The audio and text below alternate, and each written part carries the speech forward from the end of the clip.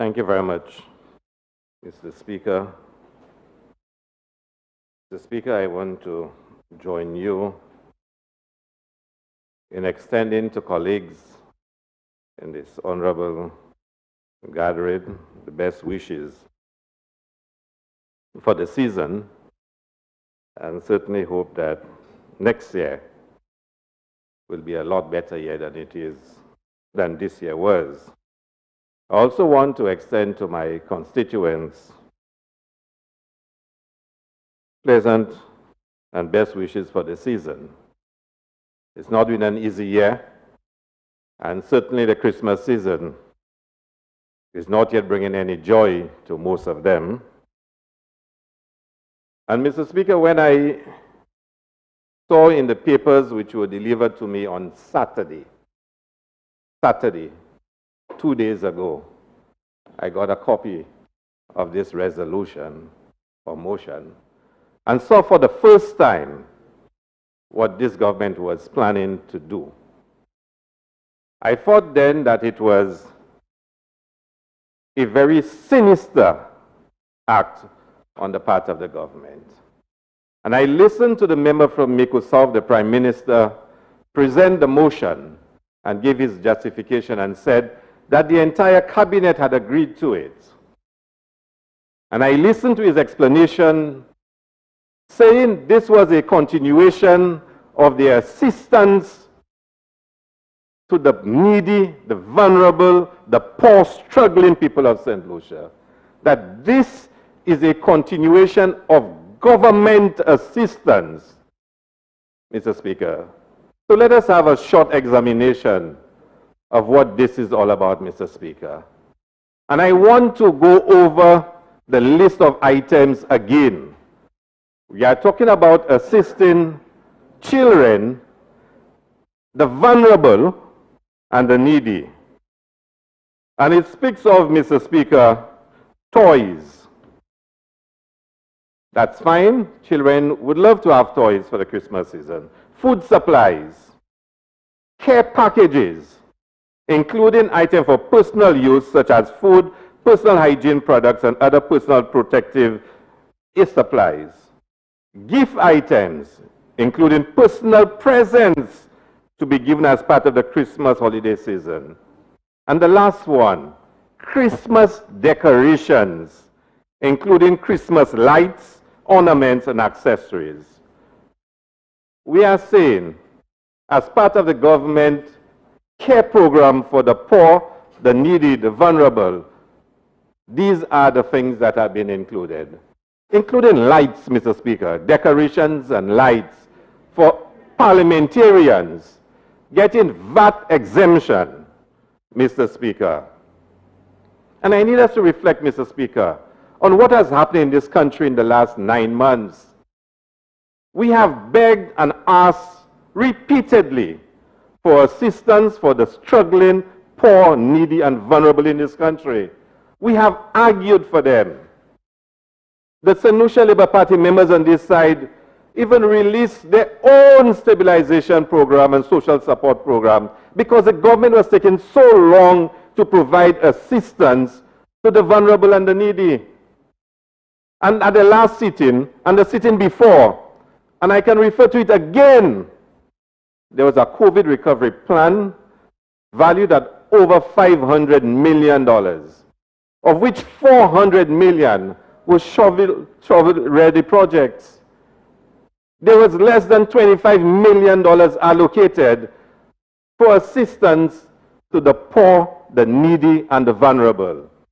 And this government is saying the best way it sees to extend in this Christmas season is to give elected parliamentarians VAT exemptions on items that we have been crying out, Mr. Speaker. We cried out that personal hygiene products should be made VAT-free. We asked for that months ago, but nobody paid heed. But all of a sudden, Christmas is coming. So elected parliamentarians will get the VAT exempted on those same products we've been asking for the people of St. Lucia. Same products, Mr. Speaker. We talk about food care packages. We've been begging at my last presentation in this House. I spoke of the need in my constituency that are not getting foodstuff, the elderly that are not getting assistance. The government, Mr. Speaker, should be providing that for the needy people of St. Lucia. It's not done. But parliamentarians, elected parliamentarians, are being told that they will get VAT exempt on them same items that we've been begging that the people of St. Lucia need. Mr. Speaker, you know what even makes it worse? It's probably even badly written. Who is going to supervise this, Mr. Speaker? These are items that will come to parliamentarians. And we know, Mr. Speaker, the practice of members in this government, the abuse that has been taken place of legislation, of government policy. And I do not want this morning to go through the litany of abuses that have taken place, Mr. Speaker, by some, Mr. Speaker. But those who are in silence are just condoning it. And you've given elected parliamentarians, Mr. Speaker, and let me say openly, I have, like I've done on previous occasions at this time of the year, brought down items. And I go to the customs and I pay my VAT. In fact, I bring them down as part of my barrel concession. Why can't that be done? Why has this not been done for the last 2 or 3 years? Why this year? Why this year, Mr. Speaker? That all of a sudden parliamentarians elected must be given VAT exemption on those items, including Christmas lights and decorations. I mean, I guess you will go to somebody's home, a needy person, and say, well, here is a little hamper with some items, and here is some lights to put up at your house, and, well, to show that your house is decorated and you're having a good Christmas. I'm worried about who's going to supervise this, and where are the items going to go.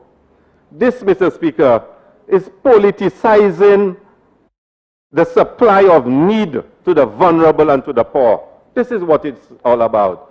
And let there be no doubt about it. I want support for the vulnerable and the needy. I want it. I've been begging for it. My colleagues on this side have been crying out for it. We want the assistance to be given to the needy and the vulnerable. And government must do it. We want it. But this is not how you do it. This is sinister.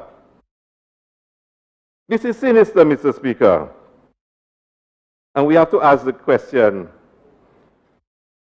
who really is going to benefit from this? And let me tell you what's most sinister about it, Mr. Speaker. Most sinister. We got to know about this on the weekend as elected parliamentarians. There is no way we can order anything tomorrow for it to be here by Christmas next week. Think about that. If this is a genuine, sincere attempt for elected parliamentarians to benefit from this, this is not how it is going to be done. This is not how it is going to be done. I saw this on Saturday night, Mr. Speaker. We come into the House today. We met just about 3 weeks ago.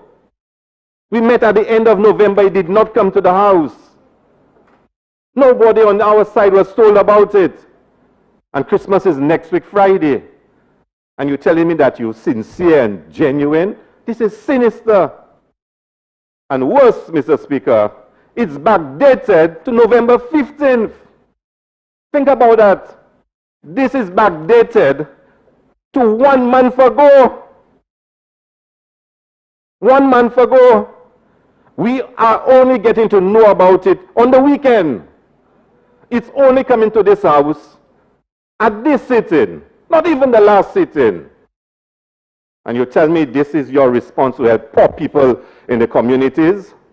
How do I know that some of those items will not be given on a program on TV as prizes, as one elected member on the other side is doing? How do we know that, Mr. Speaker? This is sinister. This is backdated to November 15th. And worse again, it extends to the end of January next year. Since when you have Christmas in January? This is for Christmas. for people to have joy in their heart for Christmas. Imagine Christmas decoration lights coming in the middle of January and it qualifying for exemption under this.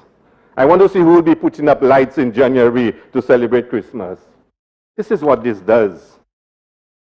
What does this say about the soul of this government, the personality of this government, the character of this government? This is a powerful statement about the men and women on the other side, Mr. Speaker. You backdated to November 15th. We had a sitting after the 15th. You didn't bring it to the House. So at least certain members on our side could have ordered stuff if they wanted.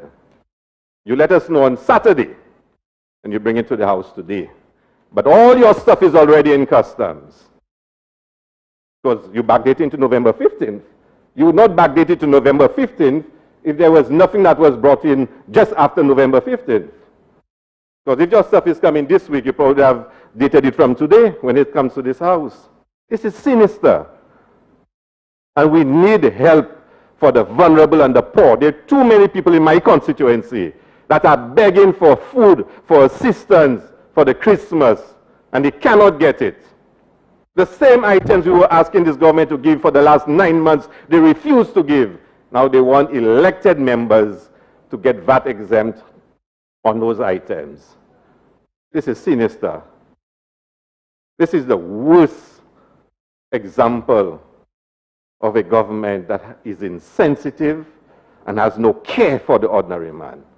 And I have no difficulty, Mr. Speaker, in telling you, I cry for those who are in need, for the children, the vulnerable. But, Mr. Speaker, this cannot be allowed to stand without condemning it for what it is, Mr. Speaker. Thank you very much.